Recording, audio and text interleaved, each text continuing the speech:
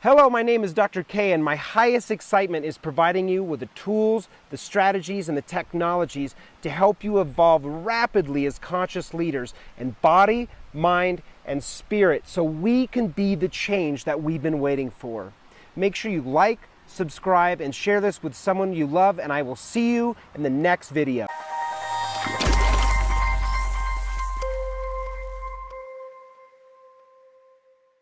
Hello, this is Dr. Kirkendall, and today I want to talk about what I believe is the #1 sickness on planet Earth today, hands down. And after 40,000 patient visits in practice in Austin, Texas, I can safely say that I believe the biggest sickness is our consciousness. And it's the sickness of somebody else is going to do it, or I can't do it, or I'm afraid, or if I do it I'll be laughed at, or I'll be judged, or I'll lose my home. Or it's really what it is a consciousness of fear, of not being okay, not being safe, and that things are not going to work out.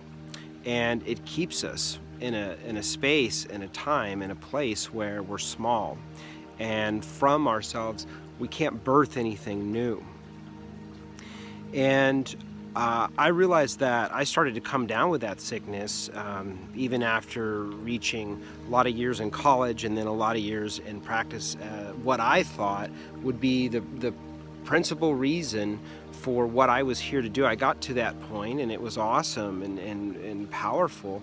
And then it got to be where I wanted to grow beyond that. But, you know, when you read the trifold in going to a college and picking your career, you know, you kind of look at it and you say, oh, what is it going to look like, and how much money am I going to earn, and will I be able to support a family? And, you know, the trifold doesn't talk about when you get into practice or work or relationship or whatever, that things are going to come in the way, or you may outgrow the experience that you've been longing for. You get to that point, you're going to long for more. Let me assure you, it's always that way. We're programmed that way. We're programmed like these redwoods to always grow towards the light. They just come in that way. And that this program is naturally in ourselves if we allow ourselves to get quiet and hear. And because we're learning so much and gaining so much knowledge and having more Facebook and tweeting and emails and, you know, social media and YouTube videos and TED Talks and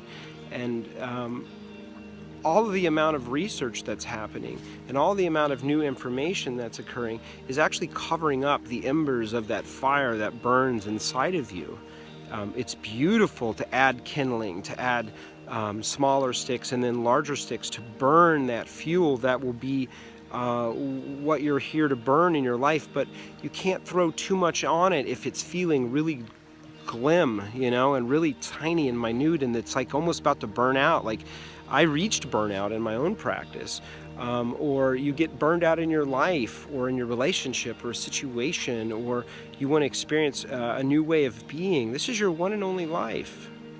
And, you know, a redwood tree behind me, this is one of the smaller ones here. Some of these trees are 2,600 years old. I mean, 500-600 years older than the birth of Christ historically. That's saying something. And these trees are just programmed to be without resistance and grow towards what's going to feed them, which is the sun and the moisture of the sky. And the river is flowing naturally without resistance. Anything that comes in its way, it becomes more fluid and moves around it. And we can take a lot of lessons and learning from nature. And that's why I love to come out here. It really inspires me. It really reconnects me. And it allows me to hear that space inside of myself to where I get clear of what I am moving towards. Once I reach a certain level and we decide, oh wow, over the level, wow, let's go up to the next. We naturally pull ourselves up because we're curious by nature as creatures. And this is how you remedy this program. The program, right? The sickness of consciousness of I'm fearful, I'm not enough, is you start to take some action. But there's some tools that in other videos, or if we ever work together, I'll show you how I have in my own life and working with other people, showing them some very simple things that we're not taught about in school, about how to clear this stuff and how to clear these things, because essentially all of these doubts and fears and places in your consciousness that stop you and say, "Ooh, I can't because I've got to have a conversation with my mother or with my family member. I'm afraid." Well, there's a key that can unlock that door where you're like, "Oh, I just had that conversation with my mother and my brother, and actually it's better than ever before." Or, "Oh, I actually just took an action step and moving in the new career path that I want, or the new relationship I wanted." And it's just a little bit, increment by increment, and you start to remedy yourself of this sickness of consciousness where we get on a default and we just go to work and we pay our taxes and we come home and then we eat, tacos or eat at our local restaurant, and then we go back and we go to sleep, and then we wake up and we brush our teeth and we pay our taxes and we go to work, and it's this cycle. And that is a sickness. And I would see thousands upon thousands of patients pouring in the office that are sick from their life, overworked, overstressed, never reaching the space they want to be. So if you take a moment and get out into nature, or just sit under a tree if you're in a city park, and just hear yourself. Now, you can do this on your couch. You can do this anywhere. And I believe that our natural environment where we came from is one of the best places to hear it, because it naturally puts your nervous system, your body, into the parasympathetic frequency, the Schumann resonance that is the earth that we've measured.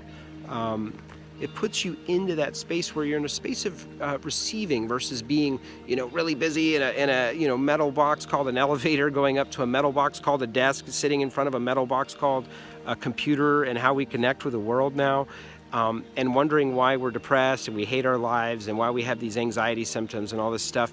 And so, yes, it gets into physiology, and after a while your adrenals get fatigued and your blood sugar gets affected, and your heart starts racing and your cholesterol gets high because you're inflamed from all of the frustration and from the food that you're eating because you're not happy, and the alcohol you're consuming because you're not full, you're empty on the inside, you're trying to fill yourself. So there is a medical real thing that exists, but it comes as the effect of our consciousness, our stinking thinking.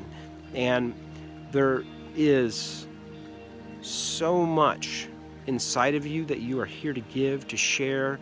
It will create abundance in your life. It'll create freedom. It'll create happiness and joy and love and connection and community if you just move towards what it is that is being called to be birthed from yourself. This is how we remedy, vaccinate, so to speak, ourselves from the sickness of consciousness that we're not enough. And ultimately, in closing, the biggest thing amidst all of this is loving the space and the aspect of you that is fearful. Because in that fearfulness, in that scared or resentful part, is the seed that when you look at the resentment or the fear or the doubt, and you really love the space that it is emerging from, which is like, "Oh man, this was so scary when I was a child." Like, this is how we grow. That shit, that manure is the fertilizer, just like it is out here amidst all of the beauty, all of the beautiful trees and the nature. It's the fertilizer. So, and some of us have a lot more fertilizer on us than other, and so good for you. If you're covered in your boss's BS right now, or your relationship BS, if you choose to germinate and to go to seed, to begin this new growth, this new redwood right here, then you have plenty to grow upon.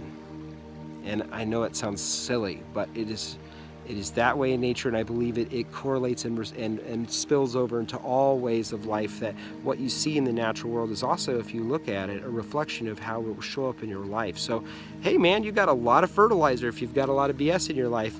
And if you don't, what you have is you have a lot of aerated soil. You have a lot of freedom. You don't have a lot of resistance. You don't have a lot of rocks and stuff to get out of the way to burst forth, And so start getting that stuff out of the way by loving it, right? Not for it to leave, but for it to germinate and say, gosh, what can be birthed out of this fear and this doubt and this sickness that I had before?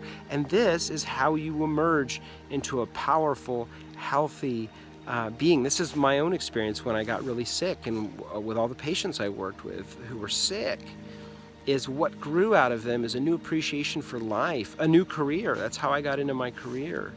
A new way of being with your family, or a new piece of music never written because you don't have you're not afraid of composing anymore. So I know that to be true, and I look forward to talking to you again. I love you very much.